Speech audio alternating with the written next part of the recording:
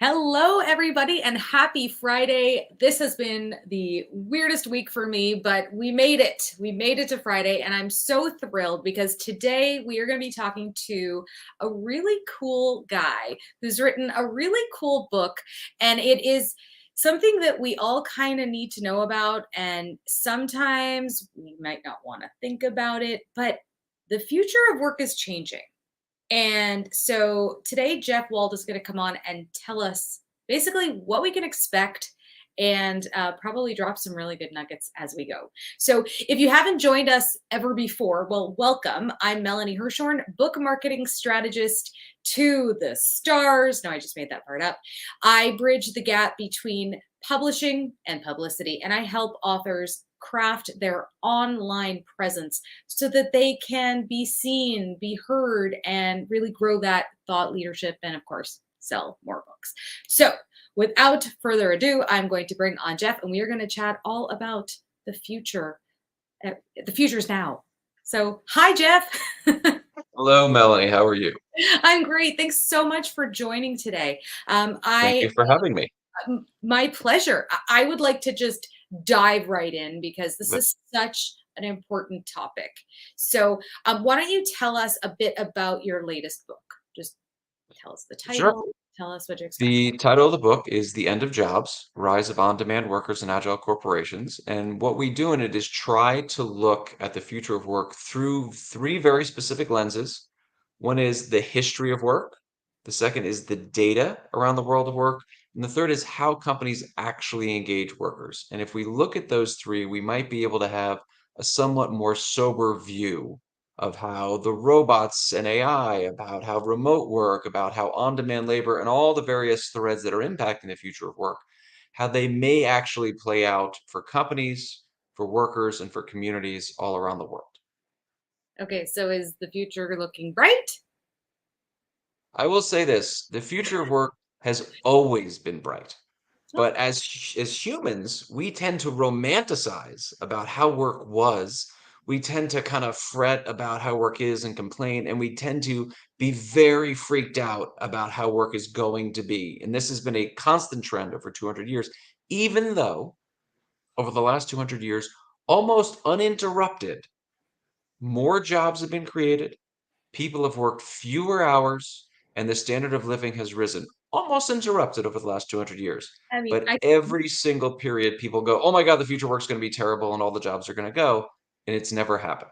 well, I keep thinking of the Industrial Revolution and Of people living course. in tenement houses in, un, un, the air is not filtered in these warehouses and people dying, and Of that doesn't course. sound very romantic at all. So it's got to be It better. does not. It does not. But, we don't romanticize that these days. What we do romanticize is we What? romanticize the lifetime employment contract. And people will say when I'm on panels and in discussions, they'll be like, well, work used to be different. And it used to be people work for the same company and the company took care of them and had a defined benefit pension plan and all these other things. And I go, no, they didn't. That is a complete and total fallacy when we look at the data. Let me ask you this, Melanie. Yeah. Well, let me Yeah. give you this fact. The average person stays in a job right now for 3.8 years. In 1960, when the Bureau of Labor Statistics started tracking the data, and we were at the height of the lifetime employment model, do you know how long the average worker stayed in a job? Well, you always hear 30 years. It was 30 years with 30 years. But lay it on Yeah, me. but you can kind of guess where we're going, and I'm sure your audience can. Five. 5 years was the Yeah. average amount of time a worker spent in a job in 1960. Now, look, that is not to say that certain companies for certain workers didn't provide lifetime employment, didn't have a defined benefit pension plan, and they don't now. But to pretend that that was the standard for every worker in the United States is simply false. Like it never was, it didn't exist. But when people look to the future today, as they did in the Industrial Revolution, which we call the mechanization revolution, then we moved to the electrification revolution, which was the second industrial revolution.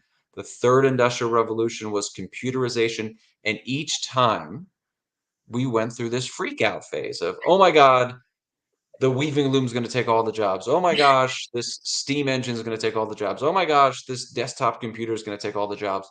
And it never did. And so when people today have their freakouts about robots and I always kind of ask, well, what's different this time? Like, why will this be different? And there are some potential substantive answers, but all of my research, and we certainly go into this in the book, Yeah. tells us that if we think about history, if we think about the data, if we think about how companies actually engage workers, we can have a very sober view that the future of work will actually be pretty much okay. And we go through a few specific examples around the ATM, around truck drivers, and things like that, which we can dive into if you want. Okay. Well, I love to give broad stuff, but I also like to find out more about you. And, what is it that really inspired you to dive so deeply into the future of work? And, it's kind of great that you have an optimistic view of it, but what sparked this for you? The truth. You want the truth? I always like the truth. Yes. Okay. Annoyance led me Okay. to write a book. Look, Okay. I was building this company Work Market, and we were helping to shape how companies used on-demand labor. So I got invited to a lot of conferences, and I gave speeches, and I was on panels, and I'd hear people, and they'd make the most inane predictions that had no chance. I mean, literally 0% chance of coming true. Right. Most of the conferences I would go to in the beginning of Work Market were on-demand labor, on-demand being temps and freelancers. Right. And Like people the would get gig up and they would economy. say, It's the gig yeah, economy. That's what we're. 100%. Okay.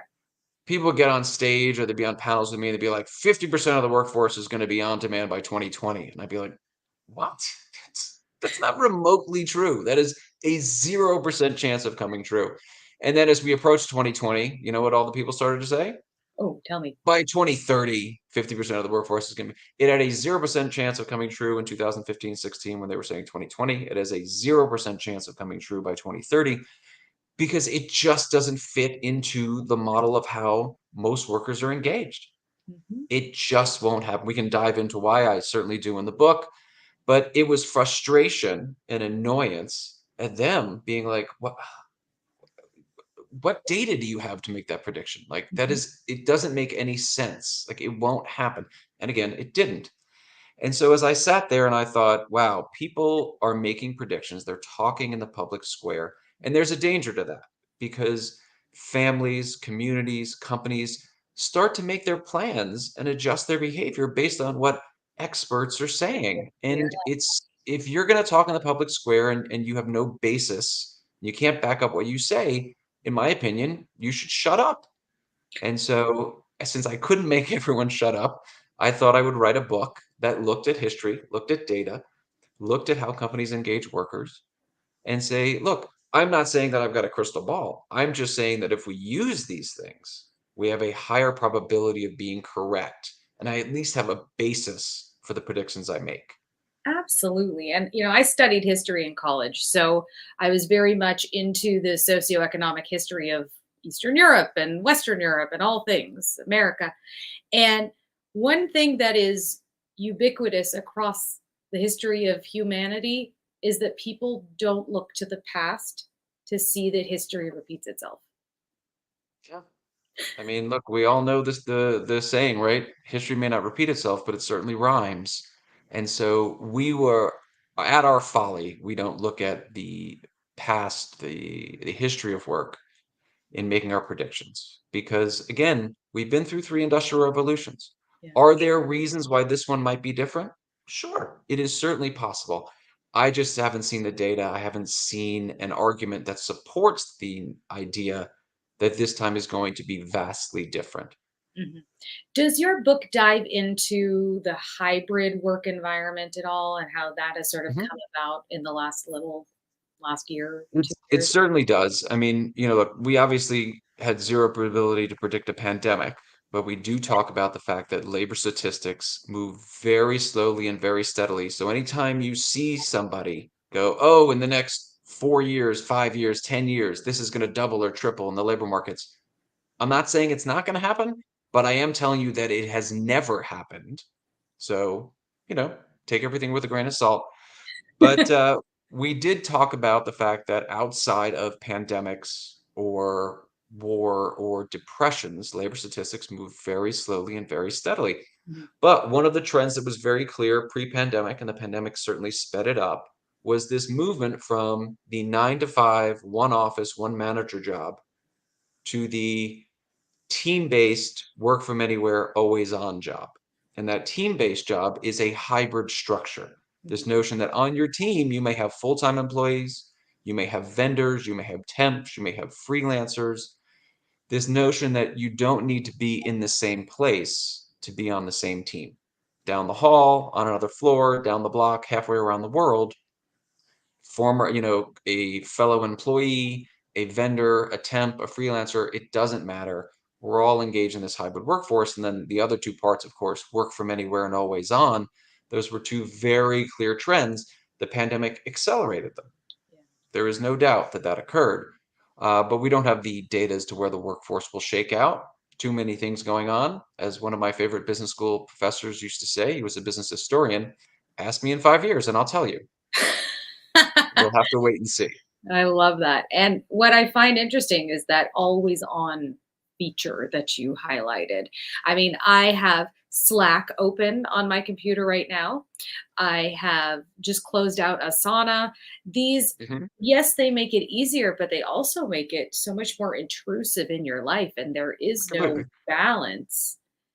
There So, is no this notion of clocking out at 5 o'clock for a large portion of the labor force. For some people, that is still a reality, and we have to remember that when we talk about remote work, when we talk about a whole host of changes to the workforce, this is where that second tenement comes in. You got to look at the data. As an example, I was on a panel the other day, and somebody said, "Well, I think when the pandemic is fully over, 50% of the US workforce will work remotely." And I was like, "Oh, how do you juxtapose that with the fact that only 42% of the US workforce can work remotely, right? Because people in manufacturing and certain services and other things can't." do that And from he home. looked at me and he goes, "Oh, I didn't know that." I was like, "But shouldn't you know that if you're going to open your mouth? Shouldn't you?" Yeah. Unfortunately, that was the CEO of the company running the gathering, so I was not asked back the next day. But that's okay. That's a small price to pay to bring some data into this. And, so while Slack and Asana and our mobile devices keep us connected, there's a downside to that, that many people now can't turn off. And that is not a healthy trend, but it is definitively a trend to this team-based work from anywhere, always on job. Mm, goodness, I know it, and I struggle. I struggle to turn things off. I have to delete apps from my phone just so I won't have the urge to check them. So Sure. you said it was annoyance, it was frustration, but I don't think that that was enough to keep you going to write an entire book. So what changed for you as you were writing to make you want to keep going? Because yes, we have negative reactions at the beginning, but you have to have enjoyed what you were doing in order to continue. Oh, no, I didn't enjoy it at all. Like, I did not enjoy writing in the slightest. There were multiple times where I'd be reading a printout and I'd just throw the whole thing in the air and storm out of the office. And I'd say to my assistant, "I'll clean it up in the morning. I'm leaving." Like, I can't do this. And I will tell you, there were two things that changed. One is Work Market got bought by ADP. And so I had the space Yeah. now to complete it. I had a partner in ADP who was going to help with the publishing of the book. They bought thousands of copies of the book, which I signed very painstakingly. My assistant at one point would go, "We can get you a stamp." I was like, "What? Where were you 7,000 books ago?" I didn't know that. But It's anyway, more authentic though when yeah. you sign it. So all of you out there that have a signed copy that was actually signed by me, that was not any kind of mechanized process, even though I preach automation and mechanization, but didn't do it with my own book signing. Look, you only have It eight gave me the letters in space to do your it. name. So sorry, I was Yeah, saying you only have 8 letters in your name. So it's a lot better than if that is I true. had signed It's a this. very But quick signature. yeah, Jeff Wald, very quick. absolutely. Go ahead. Yes. Um, and so that was item number one Mhm. that helped me finish the book. Item number two were two phone calls. One from my publisher saying the book isn't long enough. I was like, I don't have anything else to say. And the publisher's statement was, "Just repeat yourself. That's what authors do in business books." I was like, "No, won't do that." Like, I hate when business books that could literally just be a pamphlet get published. Yeah. And so I was sitting there and I was like, well, this is all I have. They're like, well, we can't publish it. And so we went back and forth. And then I had another phone call with a friend of mine and I explained this to her. And she said, well, why don't you get some of these people that you interview? You have access to all of the leading thinkers in the world of work. Ask them to write a little blurb on what they think the world of work looks like in 2040. Yeah. And I was like, that's brilliant. Woo. And so that's what we did. That's chapter 10, which is about half the book. I had initially asked 40 people. Some of them, their companies wouldn't allow them to do it. There was a CHRO of Amazon, there was a host of other people. And some people said they would do it and they just couldn't get their work going in over the finish line. And the publisher did think that holding it at 20 people was optimal. So I cut a bunch of people who did write, which was very, very difficult. Yeah. And we did it in this context of the Future of Work Prize. And so chapter 10 has associated with it a $10 million prize. Now, I did that because I have the pleasure of serving as an advisor to the X Prize, which is an amazing organization that puts out big cash prizes, $10 million, to teams that create some sort of innovation on solar panels, solar usage, automation, and things like that. SpaceX was one of the kind of first companies to ever compete for an X Prize to try to get something at a certain cost into space, and it helps bend the curves of different innovation. And so, as a advisor to the X Prize and as a big fan of it, I thought, well, I'll create my own X Prize, and I will put forward a $10 million prize for whoever is the most correct in 2040. But unlike the X Prize, which does very short-term prizes, I don't have piles of 10 million sitting around. So I created this prize with 2040 in mind. And our friends at ADP did then insist that I put money into a separate account because ADP does not play around. Like they dot their I's and they cross their T's. And so the money is sitting there waiting for whichever of the authors is the most correct in 2040. Wow, that is amazing. What inspiring stuff to incentivize them to be part of it.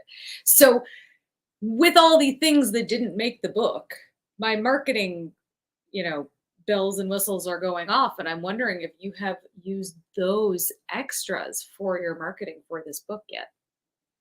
I have not actually. I mean, I, in theory, have the legal right to, based on my contracts with all the writers, because they all were aware of the X Prize and or the Future of Work Prize, as I called it, and it had to be documented.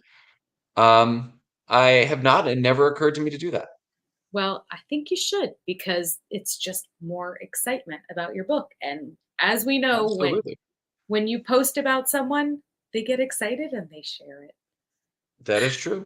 That is very, very true. Look, the initial post on the book certainly had all 20 of those writers. These are people that ran the largest labor unions in the country, were CHROs for some of the largest companies in the country, ran the different organizations that are research organizations focused on the future of work.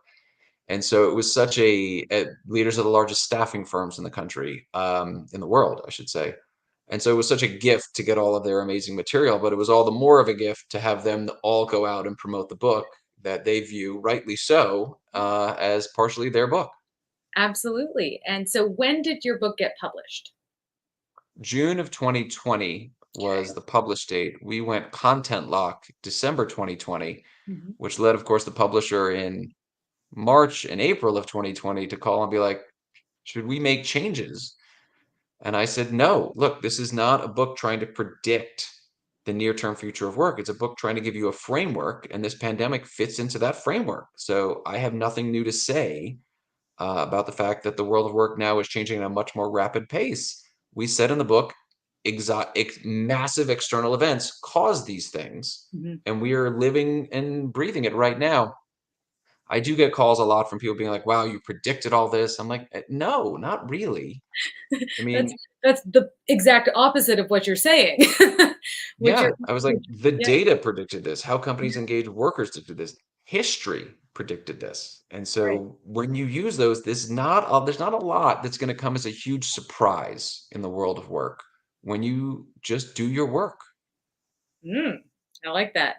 Not a surprise. You just do your work. Okay, so here is how we can find out all the cool things about Mr. Jeff Wald. And is your book available for purchase on your website? Is it on Amazon and all the places? It is available wherever fine books are sold, but Amazon is clearly primary distribution channel. Like I think, and I'm sure that you hear this from all the authors you interview. I mean, it's wonderful to walk into Barnes and Noble and see your book on the shelf. That's always a super cool moment. But when you look at units moved, I mean, it's like 90% Amazon. Not really surprised. But great. So, what do you have coming up that people can be excited about?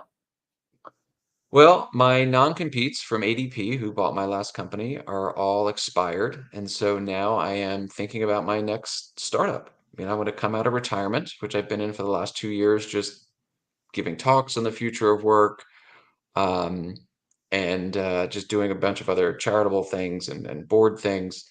And now that my non-competes are over, it is time for me to get back to work. All right. Okay. To be continued. To be continued. I don't have anything to tell your audience about just yet. I've got some ideas, but ideas need to be tested. And having gone through this almost 7 times now, I certainly know how to run this process. And so I will tell you, ideas are designed to be broken. And so come up with ideas, but be flexible and talk to people smarter than you, talk to your potential customers. And so until I get 100 CHROs, because this will be in the world of work, it'll be HR tech, till I have 100 CHROs that say to me, that's a really good idea. If you build that, I would consider using it. Yeah. I won't know if I have a good idea. And I'm not quite there yet. Okay. Well, wishing you the best of luck and that Thank you. more than 100 say yes. So, thank you so much for being here today. And I am just going to say goodbye to you and get to the last part of this fantastic show. So, give me one moment. Thank you all so much for being here. I want to remind you that we have our brand new program. It is the Amplify Your Authority program. It is on demand book marketing for nonfiction authors who are ready to really step into their authority. And you can grab that at vipdigital.live/amplify. And don't forget to get your book and find out, this side, everything about our guest, Jeff Wald. Thank you again, Jeff. Thank you so much for watching. And I hope you all have a wonderful day.